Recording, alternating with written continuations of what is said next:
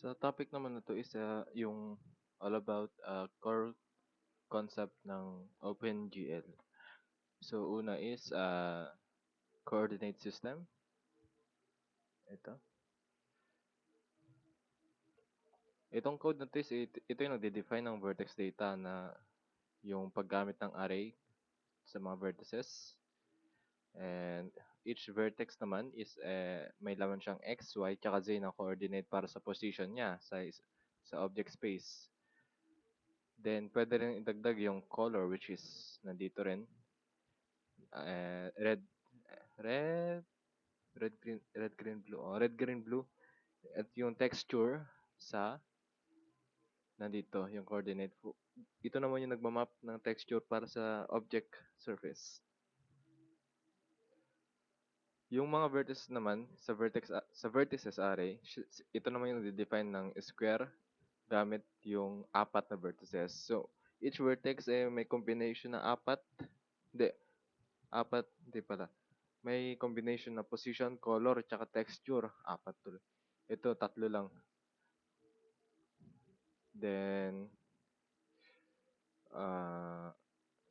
tas yung data ay masasend naman do sa GPU processing para sa pagre-render. Tapos yung shader naman, ito yung code na nag-utilize nung shader program na gumagamit ng dalawang file which is yung default vertex shader, tapos yung default frag. Ito sila. Itong dalawan to. Then, yung vertex shader naman is ito naman yung mga code na nag-utilize ng shader program para sa paggamit ng dalawa. Yun nga, yung vertex shader at default fragment. Ito naman yung mga hindi na sinasama dun sa mismong sa main file para mas mukhang mas malinis. Then yung vertex shader at vertex fragment. Yung vertex shader naman, ito yung nagtatransform ng vertex position galing sa object space papunta dun sa clip space at may papasa dun sa vertex color papunta dun sa texture coordinates hanggang mapunta sa fragment shader. Yung fragment shader naman, siya na nagsasample ng texture base dun sa na-receive niyang texture coordinate na siya rin yung magkakalculate ng final color dun sa each pixel na nasa screen. Kung i-consider din yung lighting at yung mga other factor tulad ng kadalasan kasi dinidisable na to para mas simple yung babasahin o i-code nung programmer. So yun nga.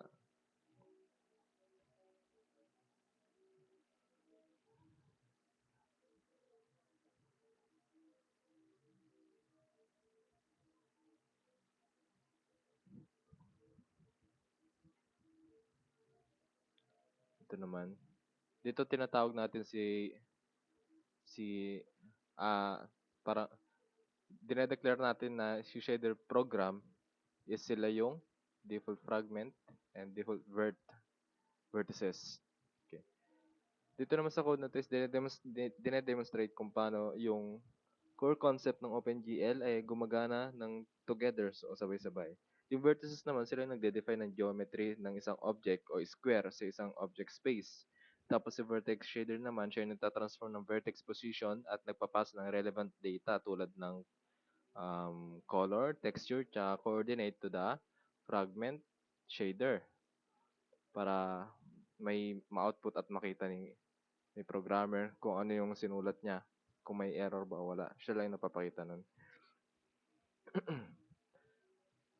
Then, the, yung coordinate system naman siya yung transform para masigurado yung square is positioned and scaled correctly on the screen. So additional notes lang is yung si vertex array object, yung VAO. So, ito naman, ito mga to. Si VAO naman and si VBO. Si VAO is vertex array object. Si VBO is vertex buffer object. And EBO is element buffer object. Sila naman yung para nag-aayos ng memory management para mas efficient. Hindi masyadong malakas mga ng RAM tsaka CPU usage para hindi mahirapan si laptop o si computer mag-output ng mga code na sinulat ni programmer.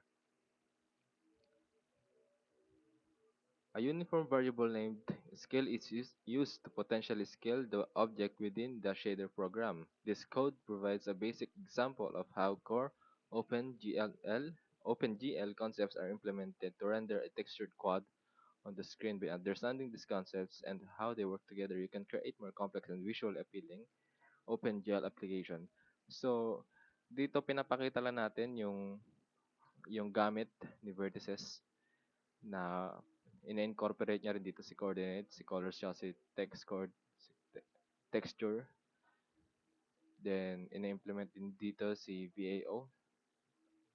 Then, tapos yung dalawang fragment and vertices. Kasi, lahat dyan, hindi gagana yan ng by individual. Kaya kailangan nila talaga, kaya nga core sila is sabay-sabay dapat silang gumagana para ah maganda yung kakalabasan. Kasi kung kulang-kulang yan, hindi rin maganda. So, yun lang.